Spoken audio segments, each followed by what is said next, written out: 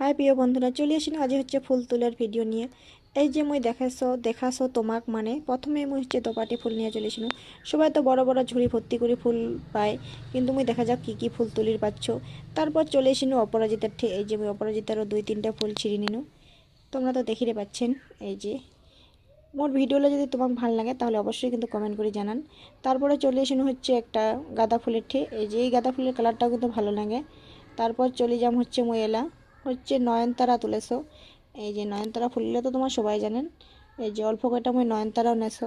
তারপর চলে আসিনো হলুদ গাঁদার ঠে। এই যে হলুদ গাঁদা ফুলগুলো কিন্তু মুখ সেই লাগে। এই যে দেখো, মোর ভিডিওটা যদি তোমাকে ভালো লাগে তাহলে কিন্তু চ্যানেলটাকে সাবস্ক্রাইব করে দিয়া পাশত থাকেন। তোমরা সাবস্ক্রাইব কেন করেন না কত?